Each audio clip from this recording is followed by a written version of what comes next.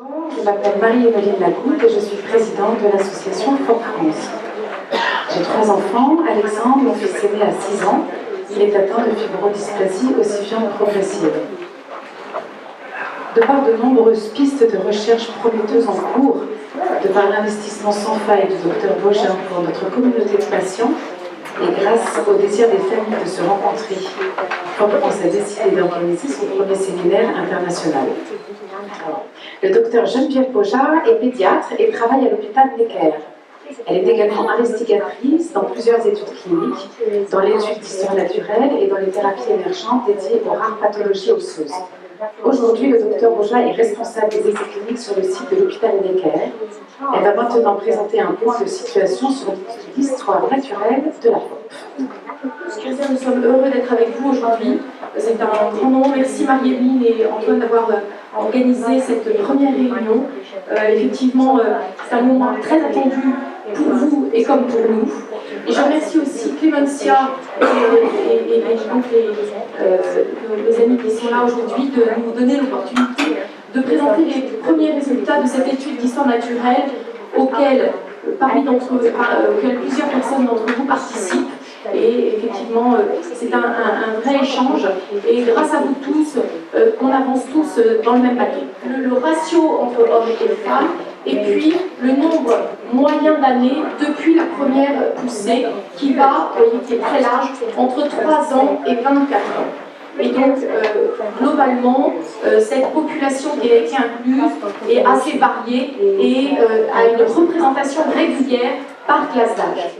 Et donc, les diagnostics qui a été suggérés, donc c'est faux diagnostics, c'est des fibromatoses juvéniles, des cancers, des infections ou d'autres choses qui ont été citées à plusieurs reprises. Complémentation entre ce travail de Clémentia et le travail effectué via le registre IFOPA. Le docteur Bregal est responsable de la présentation de nouveaux médicaments orphelins.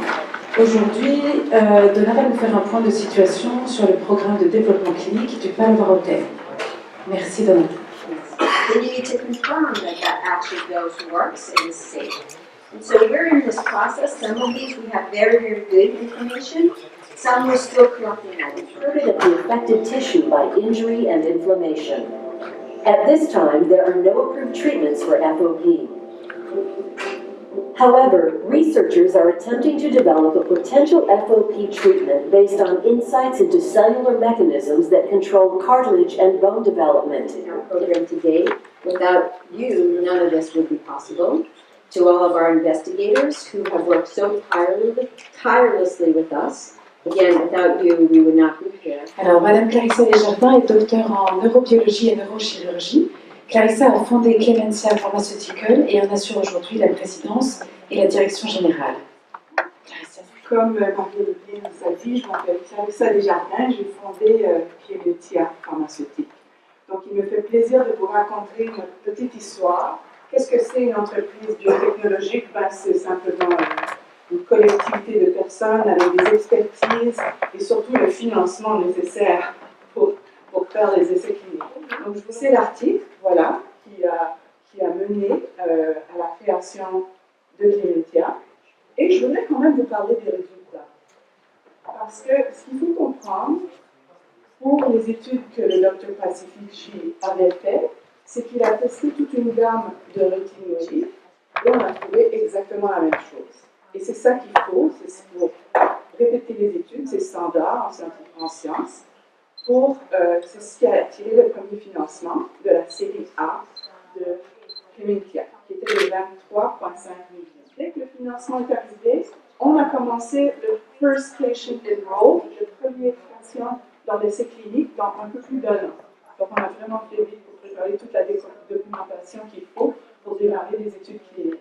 Et après, on a continué notre travail, on a fait tout ce qu'il faut lorsqu'on développe une maladie, on développe un médicament pour des maladies rares, comme la FOP. Le médecin du PEN. Tout d'abord, le professeur Fred. Alors, pour la présentation, le professeur Frédéric Kaplan est spécialiste de la FOP depuis plus de 30 ans. En 2006, son équipe, avec le travail conjoint des médecins internationaux, a découvert le gène responsable de la FOP.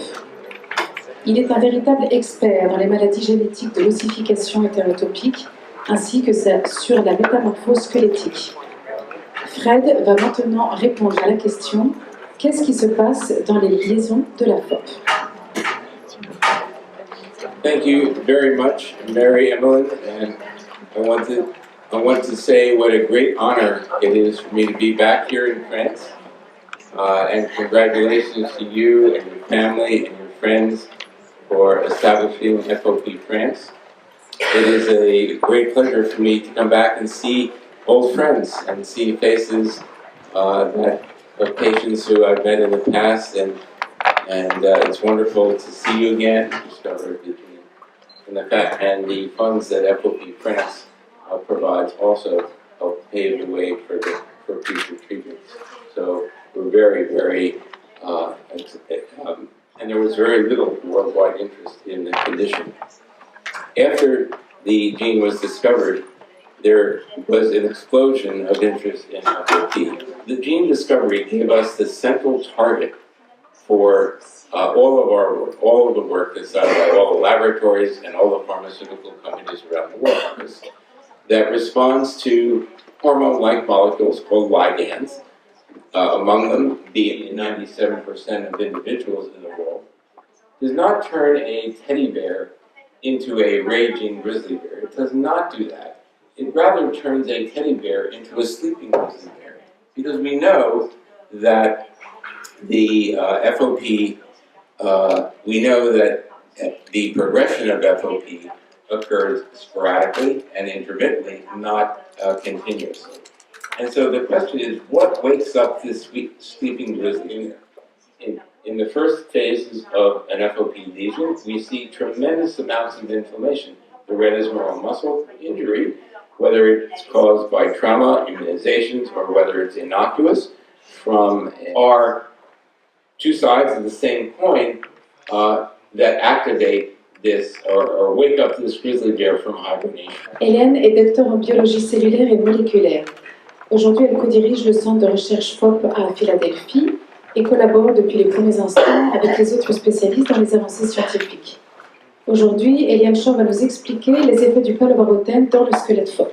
Develop treatments for FOP, and I won't go through the details and repeat what he has just said, that there are many places to intervene and to potentially block the formation of. So thank you very much for listening. I'm happy to answer questions now or any time during the day. Thank you. Le docteur Robert Pignolo est spécialisé en chirurgie orthopédique. Dr Pignolo assure des soins aux patients atteints de FOP depuis plus de 13 ans et est actuellement responsable des essais cliniques. Bob Pignolo va nous expliquer aujourd'hui les progrès vers les biomarqueurs. Being conducted by Promentia. So I think we're well on our way to understanding the natural history of FOP. But the other big reason why what we've done in terms of cross-sectional analysis of plasma biomarkers, I'll give you an example. Come into the study really at any point during their clinical course. The hope was to collect specimens that in the original design there was no independent confirmation of flare-up activity. De nous rejoindre. Alors, Alex Bullock. Donc, depuis plus de 10 ans, le docteur Alex Bullock travaille avec le professeur James Triffitt, qui lui sera absent aujourd'hui pour raisons personnelles. Donc, le docteur Bullock et son équipe travaillent sur des mutations actives dans la protéine ACVR1 et donc sur la recherche de molécules qui peuvent inhiber l'activité de cette protéine ACVR1. Aujourd'hui, Alex va exposer les recherches de l'Université d'Oxford, à savoir les voies de la découverte de médicaments. Or thinking about in terms of treatments, and hopefully share some of our results with one teams who are all within 30 minutes of Oxford, or 40 minutes of Oxford. And of course, I work on the outskirts of Oxford, the edge of Oxford, and it's the mouse, if you like, that does the active work of signalling from the experiment. This is one of the molecules that came out of the zebrafish screening, dorsomorphin. And this is what we solved is how the dorsomorphin binds to the receptor. This work is not done by me, it's done by a whole army of friends and colleagues. Stéphanie est la directrice générale de Clemencia Pharmaceutical pour l'Europe. Elle travaille depuis plus de 15 ans dans le domaine du médicament orphelin. Elle agit pour la collaboration entre l'industrie pharmaceutique et les communautés de patients. Suite à de nombreuses rencontres avec les patients en France et dans le monde, Stéphanie va nous parler du témoignage des patients et de leur expérience dans le système de santé. Tout ému de revoir toute sa famille. Donc, un grand merci à Fleur France, Marie-Louise, Antoine, pour leur invitation à la conférence et à présenter aujourd'hui le projet qu'on porte depuis déjà quelques mois, voire même plus d'une année, le projet FOP Patient Narrative. Et donc, ça va informer notre programme de préparation à la commercialisation au cas où notre produit viendrait à être commercialisé. D'une ou de plusieurs thérapies qui seraient disponibles. Et voilà le projet, donc c'est dans ce cadre-là qu'on a développé en parallèle ce projet FOP Patient Narrative. Voilà, alors, on y va, je vais compter jusqu'à 3 et puis on va essayer à 3 de tous ensemble regarder jamais. Alors, 1, 2, 3, Merci beaucoup. Alors, donc cet après-midi, on va avoir une présentation de M. Neil Boutique. Alors, Neil est un consultant indépendant dans la recherche pharmaceutique. Il collabore étroitement avec les sociétés pharmaceutiques et les communautés de patients. Aujourd'hui, Neil va décrire comment le registre FOP Connection et les données que les patients et leurs familles fournissent aident à unir les nombreuses personnes qui travaillent à un traitement efficace pour la FOP. My name is Neil Mantic. I work with FOPA as the study manager for the FOP Connection Registry. My education is in pharmacy and public health. I am doing it. We have researchers at pharmaceutical companies who presented data. We have physicians, there are nurses who are Dr. Keene, who doesn't look nervous at all. Very nice to present data at the European Bone Research Society. A very good group. Donc un très bon groupe This group will be meeting again qui se later this month in réunira à Boston. la fin du mois à Boston. Alexandra Grévin, je suis avocat au barreau de Paris et en effet je suis spécialisée en droit du handicap. Donc je remercie beaucoup Madame Lacoute pour son invitation parce que j'ai toujours beaucoup de plaisir à venir m'exprimer et expliquer un petit peu aux familles quels sont leurs droits et comment on peut faire pour les défendre. Je voulais juste ce que prévoit la loi, c'est qu'il y a une équipe pluridisciplinaire qui se réunit et qui va normalement, alors là c'est ce que dit la loi, ça veut dire qu'en pratique c'est un petit peu différent, mais ce que dit la loi c'est que cette équipe, elle doit rédiger ce qu'on appelle un plan personnalisé de compensation. Voilà. Mais je trouve que c'est important de savoir qu'il y a ces droits qui existent. Et ça peut être très intéressant parce que l'équipe pluridisciplinaire, elle est composée en fait d'un médecin en général, d'une assistante sociale, éventuellement d'une infirmière, enfin de personnes qui qui sont salariées de la maison départementale des personnes handicapées. Et elle est vraiment là pour évaluer les besoins de compensation de la personne. Alors les dossiers, ce sera toujours long, ça par contre, concrètement pour le coup, toutes les demandes de prestations de compensation, c'est toujours très long dans beaucoup de MDPH, ça vraiment... je pense qu'il manque de personnel, je pense que... Or, il y a des situations humaines derrière. Je souhaite une bonne fin d'après-midi et de bons travaux. Voilà. Le docteur Kaplan, Chor et Pignolo du PEN, s'il vous plaît, et ainsi que Vini de Regeneron, qui est là aussi dans la ville. Nous demandons aussi au docteur Richard Kim de venir. Marie-Lise Ecoff. Et Marie-Lise aussi, Ecoff, s'il vous plaît, de venir pour répondre aux questions. Merci à vous d'avance pour votre participation. C'est le moment où j'ai envie de poser vos questions, donc n'hésitez pas à les poser. Merci. Je voulais poser la question par rapport à mon fils aujourd'hui qui a une lordose au niveau du dos assez prononcée avec une scoliose et une gibbosité. Se pose la question aujourd'hui des médecins qui le suivent sur Caen, notamment à l'époque c'était le professeur Aumont, mais là il a changé, de mettre en place un corset ou pas pour corriger cette déviation du dos dans la journée ou le soir. Est-ce qu'il est profitable ou pas de mettre un corset? La question se pose non en journée parce que ça risque de l'ankyloser et de lui enlever cette mobilité. Et la nuit, on a à dire qu'il bouge un peu moins et que ça pourrait l'aider, le soulager et le corriger.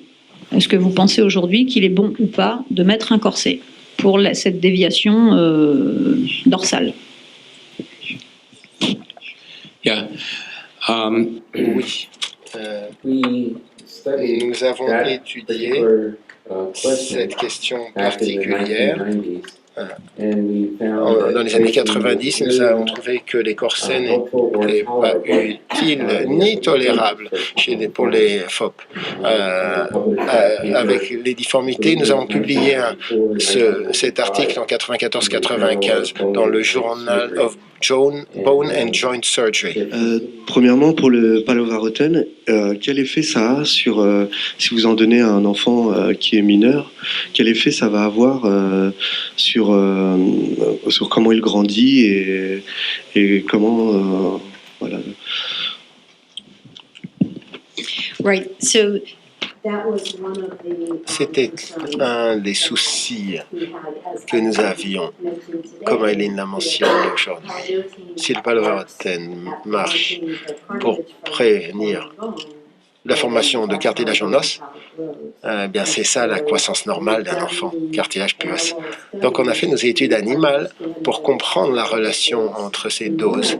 Et on a fait ça chez des animaux normaux pour savoir le risque potentiel chez des animaux normaux en croissance. Et dans notre essai clinique chez l'homme, donc les enfants ont 7 ans pour le plus jeune et on suit leur croissance très très méticuleusement.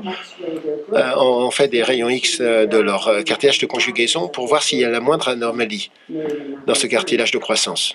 Et je remercie aussi du fond du cœur tous les médecins et tous les spécialistes de la FOP qui sont venus du monde entier pour nous nourrir le cœur et l'esprit. Nous repartons vraiment plus convaincus que jamais que la recherche avance. Et pour ça, merci beaucoup. Je tiens aussi spécialement à remercier mon papa, Thierry, sans qui cette journée ne serait pas